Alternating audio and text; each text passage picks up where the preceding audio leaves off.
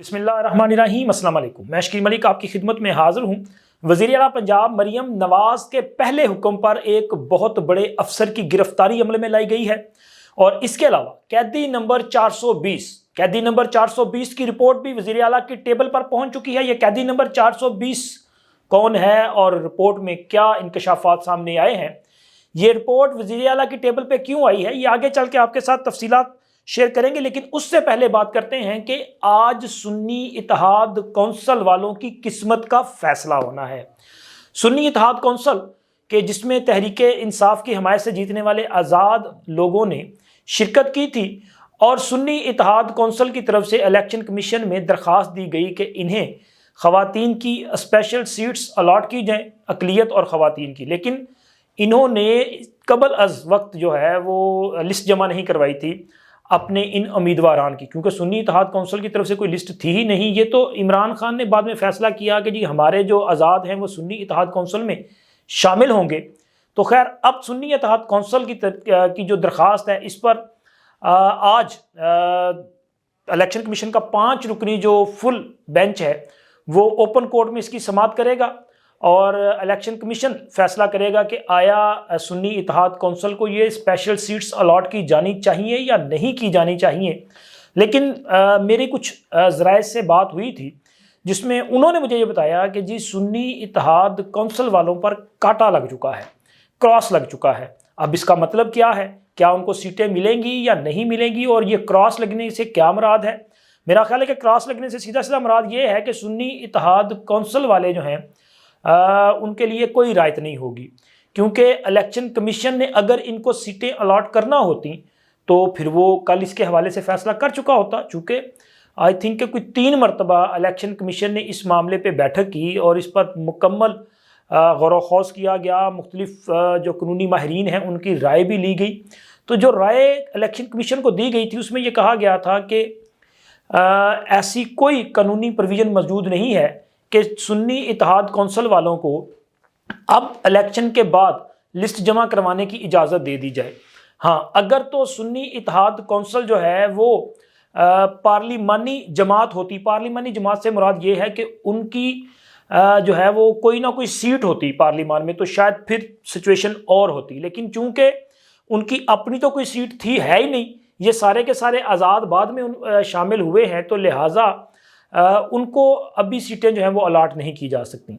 तो अगर सुन्नी इत्तेहाद कौंसल की दरख्वास्त रिजेक्ट होती है तो फिर इसका फ़ायदा दीगर पॉलिटिकल पार्टीज़ को होगा, मुस्लिम लीग नून, पीपल्स पार्टी, MQM और बाकी जमातें जो कि पार्लिमान का हिस्सा हैं या जिनका पार्लिमान में वजूद है।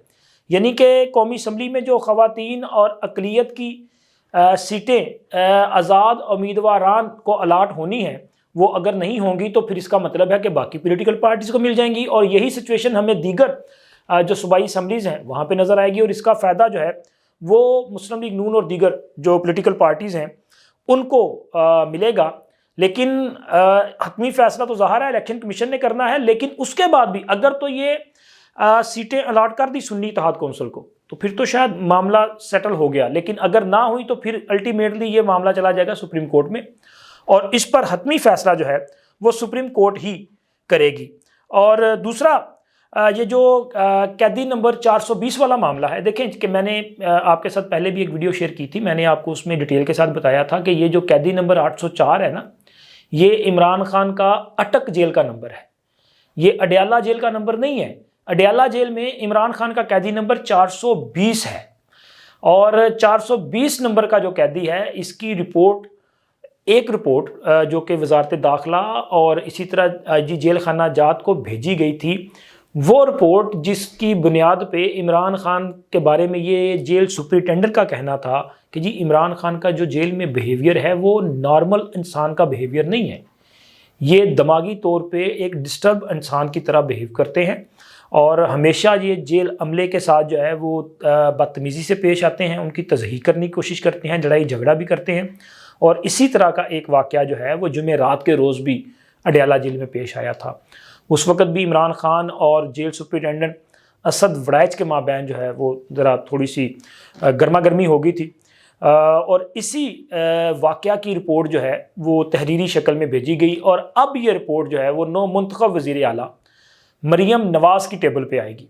اور مریم نواز فیصلہ کرے گی کہ عمران خان کو کیا سہولیات دی جانی چاہیے. عمران خان کا میڈیکل چیک کروایا جانا چاہیے, ان کا دماغی چیک اپ ہونا چاہیے, یا کہ وہ کہتی ہیں کہ ٹھیک ہے رپورٹ کو بس چھوڑ دیں اور جو سہولیات مل رہی ہیں وہ ملتی رہیں.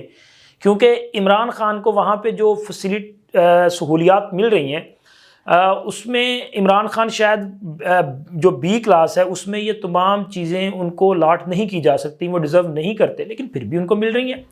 لیکن حتمی فیصلہ تو اب نئی حکومت کرے گی, چونکہ مریم نواز نے جب کل انہوں نے حلف اٹھایا تھا, بلکہ حلف اٹھانے سے پہلے جب ان کا الیکشن ہوا تھا تو اس وقت انہوں نے کہا تھا کہ وہ کسی قسم کی انتقامی کارروائی کا جذبہ نہیں رکھتی, اور اس سے پہلے بھی وہ کئی بار کہہ چکے ہیں کہ ہم جو سیاسی قیدی ہیں ان کے لیے بھی کوئی ایسا نہیں کریں گے کہ لوگوں کو سیاسی قیدی کے طور پہ جو ہے وہ جیلوں میں بند کیا جائے.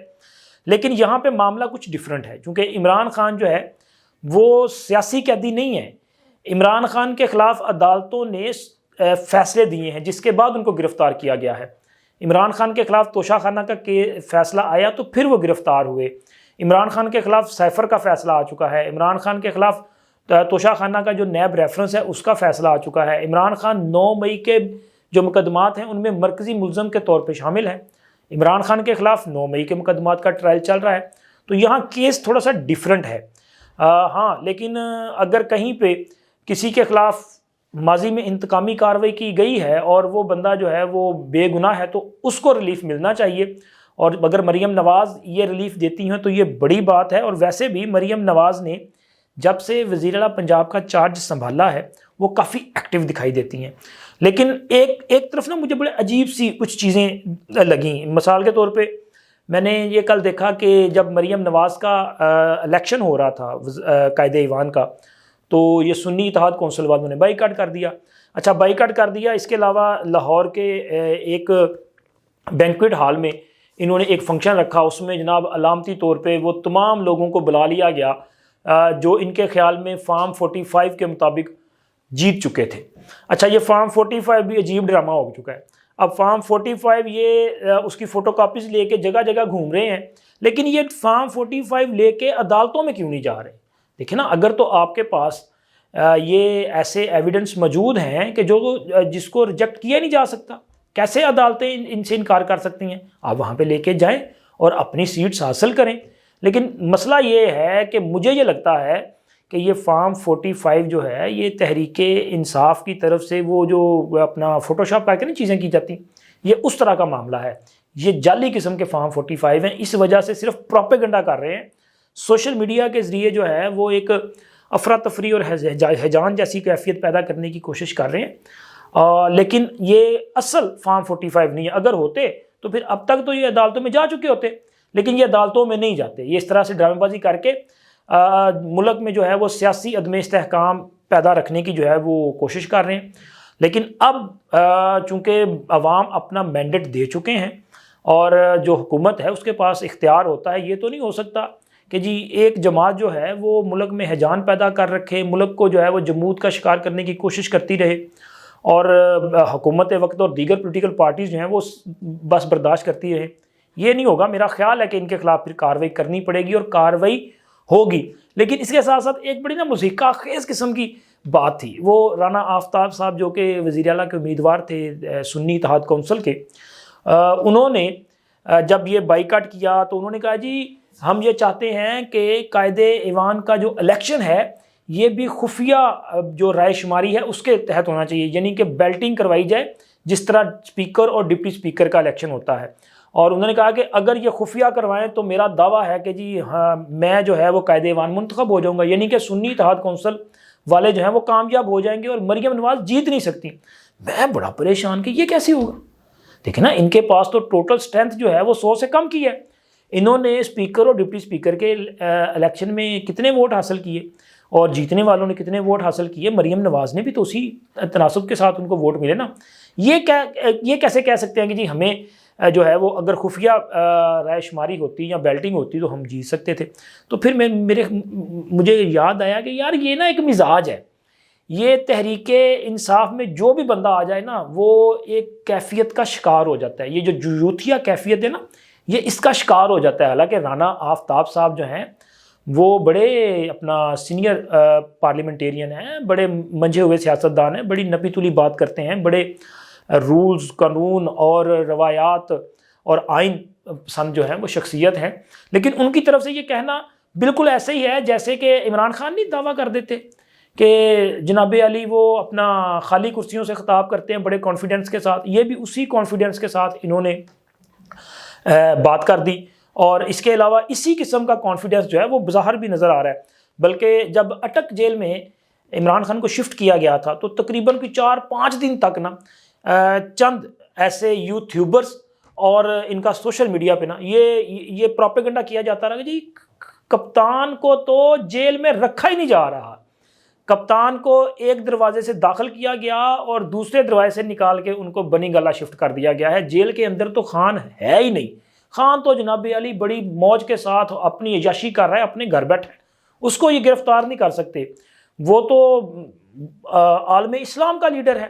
اور اسی طرح کا دعویٰ جو ہے وہ ابھی بھی کیا جا رہا ہے. کل اسلام آباد ہائی کورٹ میں کیس تھا یہ عمران خان سے ایک ملاقات کا, اس کے ساتھ ساتھ عمران خان کا سائفر اور توشہ خانہ میں جو ضمانتوں کا عدت والے معاملات کا, تو اس میں عدالت نے جمعہ رات تک کے لیے جو ہے سماعت ملتوی کی.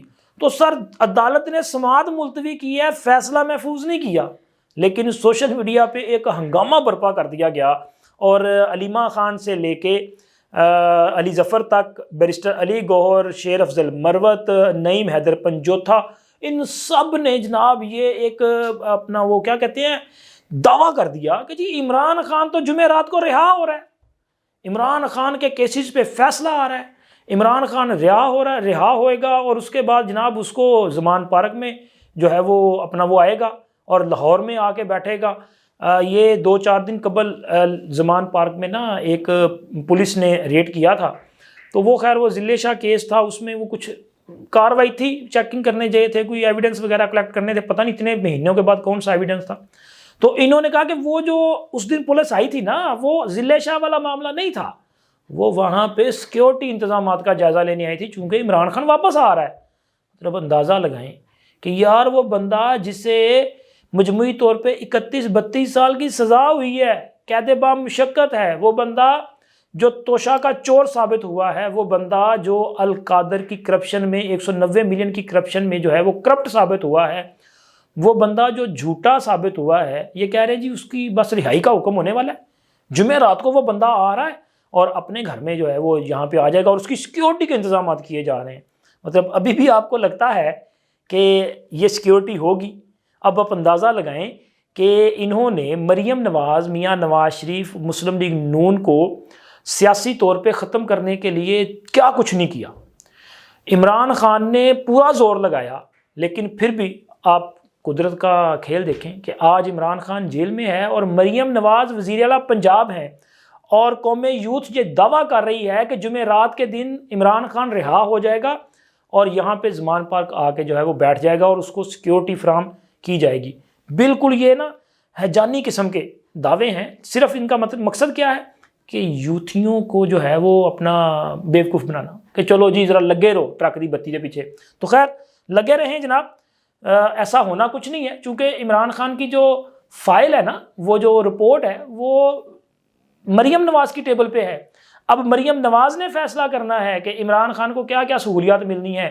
مجھے لگ رہا ہے کہ وہ کہیں گی ٹھیک ہے, ان کو جو سہولیات ملتی ہیں وہ ملتی رہیں, کیونکہ اس قسم کے معاملات میں انہوں نے الجھنا نہیں ہے. اگر ان چیزوں میں الجھنا ہوتا تو پھر وہ جو پہلا حکم ہے وہ جاری نہ ہوتا, وہ حکم جس سے آپ ان کی جو ایک لائن آف ایکشن ہے اس کا اندازہ لگا سکتے ہیں. مریم نواز نے جیسے ہی حلف اٹھایا اس کے بعد وہ ایوان وزیر اعلیٰ گئیں, اور ایوان وزیر اعلیٰ میں کل 3 اہم اجلاس ہوئے, جن میں ایک اجلاس جو ہے وہ امن و امان کی صورتحال پہ تھا, ایک اجلاس جو ہے وہ رمضان جو ریلیف پیکیج ہے اس کے حوالے سے تھا, اور تیسرا جو اجلاس تھا وہ اجلاس جو ہے وہ تھا پرائس کنٹرول کمیٹیوں کے حوالے سے. اب یہ تینوں اجلاس جو ہیں وہ بنیادی طور پہ عوام کو ریلیف دینے کے حوالے سے. جو پہلا اجلاس تھا امن و امان کے حوالے سے, اس اجلاس میں مریم نواز نے, چونکہ ان کو بریف کیا گیا نا مختلف پروجیکٹس کے حوالے سے کہ یہ انتظامات کیے گئے, لیکن انہوں نے کہا کہ ٹیکسلا کا جو واقعہ ہوا ہے اس کا ذمہ دار جو ہے اس کو گرفتار کیا جائے۔ ٹیکسلا میں پتہ ہے آپ کو کیا ہوا تھا؟ وہ ایک پولیس افسر ہے، اس نے ایک خاتون کو وہاں پہ جو ہے وہ تھپڑ مار دیا تھا، اور یہ سرے بازار واقعہ ہوا، اس پہ لوگوں نے احتجاج بھی کیا، تو مریم نواز نے اس کی گرفتاری کا کہا، اس کے خلاف کارروائی کا کہا، جس کے بعد فوری طور پہ یہ کارروائی عمل میں لائی گئی۔ تو یہ ایک لائن آف ایکشن ان کا بتاتا ہے کہ عوام کی تضحیک نہیں ہونے دینی، عوام کی عزت کا بھی خیال رکھنا ہے۔ انہوں نے کہا کہ یہ جو اگر آپ پولیس اسٹیشنز کی بلڈنگ کو جو ہے رینوویٹ کر رہے ہیں، یہ ضروری ضرور ہے، لیکن رویوں کو تبدیل کرنا لازم ہے۔ آپ رویوں کو تبدیل کریں اور عوام کو ریلیف دیں۔ پولیس عوام کی خدمت گار ہونی چاہیے، یہ اس طرح کے رویے جو ہیں ان کو برداشت نہیں کیا جائے گا۔ اور اسی طرح انہوں نے رمضان راشن پیکیج جو ہے اس کی اصولی طور پہ منظوری دی ہے، اس کے خد و خال جو ہیں وہ بالکل ان کو فائنلائز کیا جا رہا ہے، اور اس کے تحت رمضان المبارک میں پنجاب میں جو غریب اور متوسط خاندان ہیں، مستحق خاندان ہیں، ان کی دہلیز تک جو ہے وہ پنجاب حکومت راشن بھی فراہم کرے گی، اور اسی طرح اوپن مارکیٹ میں پرائس کنٹرول کمیٹیوں کو متحرک کرنے کا فیصلہ کیا گیا ہے۔ اچھا، اس اجلاس میں نا یہ چیز سامنے آئی کہ پرائس کنٹرول کمیٹیاں تو موجود ہیں، لیکن ان کا جو ہے نا وہ کوئی قانونی میکنزم نہیں ہے، جس پر انہوں نے کہا کہ یہ پھر کیسے کام کرتی ہیں؟ مطلب کہ یہ صرف کاغذی کارروائیاں تھی سر، وہ زمینی طور پہ کوئی ایسی ایکٹیویٹی نہیں تھی۔ تو انہوں نے کہا جی اس کا ایک تو مکمل میکنزم بنایا جائے، پرائس کنٹرول کمیٹیاں جو ہے فوری طور پہ متحرک کی جائیں، صوبے میں کسی قسم کی یہ جو منافع خوری ہے اس کی اجازت نہیں دی جائے گی، ذخیرہ اندوزی جو ہے اس کی اجازت نہیں دی جائے گی، یہ جو ڈیمانڈ اینڈ سپلائی ہے اس کا پورا ایک طریقہ کار ہونا چاہیے، اور کسی بھی صورت عوام کی جیبوں پہ کسی کو بھی ڈاکہ ڈالنے کی اجازت نہیں دی جانی چاہیے۔ یہ بنیادی فیصلہ ہے۔ اگر صوبے میں پرائس کنٹرول کمیٹیاں اور یہ پرائس کنٹرول مجسٹریٹ صاحبان جو ہیں یہ اپنا کام ایمانداری سے کرنا شروع کر دیں تو یہ جو مہنگائی ہے نا، اس میں کچھ کمی آ سکتی ہے، کیونکہ یہاں پہ نہ کوئی پوچھنے والا ہے اور نہ ہی کوئی کسی کو کچھ بتانے والا ہے، جس کی جو مرضی ہے وہ ریٹ لگا دیتا ہے۔ آپ یہاں پہ مطلب کسی بھی یہ جو نان بائی شاپس ہیں آپ چلے جائیں، کوئی آپ کو 20 روپے کا نان دے گا، کوئی 25 کا دے گا، کوئی 30 کا دے گا، کوئی ایک ریٹ ہی نہیں ہے، ہر بندے کا اپنی مرضی کا ریٹ ہے، تو حکومت کہاں پہ ہے؟ تو لہٰذا یہ ایک اچھا فیصلہ ہے کہ انہوں نے حکومت کی ریٹ اسٹیبلش کرنے کا فیصلہ کیا ہے۔ تو لہٰذا ان اقدامات سے میرا خیال ہے کہ پنجاب کے عوام کو ریلیف ملنا شروع ہو جائے گا، لیکن یہ تو ابھی ڈے فرسٹ ہے نا، آگے چلیں گے تو انشاءاللہ امید کی جا سکتی ہے کہ حالات جو ہے وہ بہتری کی طرف جائیں گے۔ اب تک اتنا ہی، انشاءاللہ ملتے ہیں اگلی ویڈیو میں۔ اللہ حافظ۔